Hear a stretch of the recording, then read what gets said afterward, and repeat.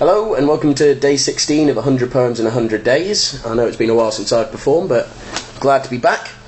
Might be wondering about the cowboy hat. For some of you, you might know that I do quite a bit of theatre and education for children, and I've recently started working for the very wonderful Quantum Theatre, who I'm doing their new mathematics show, The Countback Kid, so a lot of cowboy fun. Which put me in mind of a poem that I wrote last month when I was on another theatre tour, when I was up in Grimesthorpe, and I saw one of the most interesting tramps I'd ever seen. He seemed to walk out of a Quentin Blake illustration, and then that got me thinking that I'd love to write a poem that could be illustrated by Quentin Blake, because I love his work.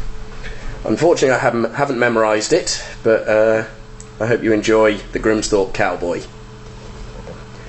Down a sleek tarmac path, behind the village hall, is the camp of the Grimesthorpe Cowboy. He sits on a bench with his dog at his feet and his spurs of a cheaply made alloy. His hat, which was white, is now shabby grey. Its age is abundantly clear. The figure will sit for hours on end and bring a smile to all who come near. He whistles and sings from his council-funded stage, whose boards are not often that trodden. His voice is old and his hands are well worn, but his jacket is decidedly modern. A luminous affair with thick heavy sleeves of the type you would see on a highway. Beneath it a waistcoat and a coarse denim shirt whose stale stench too often drifts my way. Stains of tobacco, tar and dirt cling to his teeth and his nails, while food and saliva drip down his chin, leaving snail-like silvery trails. These trails cut paths amid a forest of stubble which shadow the cowboy's gaunt face. If not for the grin and the manic quick hands, the cowboy would seem a hopeless case. His fingers a blur, a cigarette appears, rolled to samurai perfection.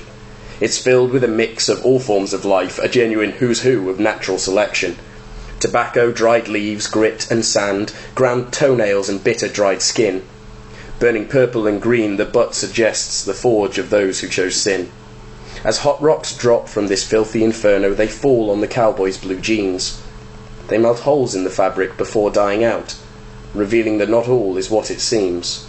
His camp is strewn with treasures and tools which litter the ground all around him. From beer cans to bottles, blankets and bags to shopping carts filled to the brim, he sits and he smokes on his secluded bench while his eyes with the daylight grow dim. In front of his dwelling is a strange little lake whose sides are all lined with plastic. The reeds and the trees, the fish and the birds are all utterly fantastic. None were there when the town first appeared in an industry boom long ago. But with the hammers all silent and no smoke in the air, the pace of a life is more slow. This false landmark appeared to cover the slag of a past that could not be saved. Planted reed beds and duck houses with no sense of place, and the blankets on all sides are paved. Amid this farcical scene sits this galère figure of the day. His songs are heard in the brisk evening air and have no meaning with which he would wish to convey. Tuneless and wordless his voice chunders on amid the occasional quaff.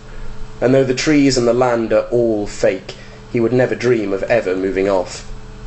Besides this lake, behind the village hall, is the camp of the Grimesthorpe Cowboy, a man whose clothes are as false as his home, with a wit which is never played down. If your camp is a stage and your life is a play, then by God why not play it as the clown? The joke is not lost as I walk past this man, whose sadness I can only imagine. When all that is new is so obviously false and everything old is decayed, you become part of the joke and lose all your hope when all you can live on is aid. The cowboy's a joke of his own creation and has punchlines way above his weight. He can sit in the midst of a beautiful lie and make it all look a right messy state. He shouts to the town from his humble wooden seat. Without the Grimesthorpe Cowboy, the town's false face would not be complete. Two sides to the coin, keeping your feet on the ground. The Grimesthorpe Cowboy is there to confound, to laugh and protest, to entertain and to show that a good sense of humour can to every man bestow the ability to look and to truly see. And in the face of a hard time, you can be whatever you want to be.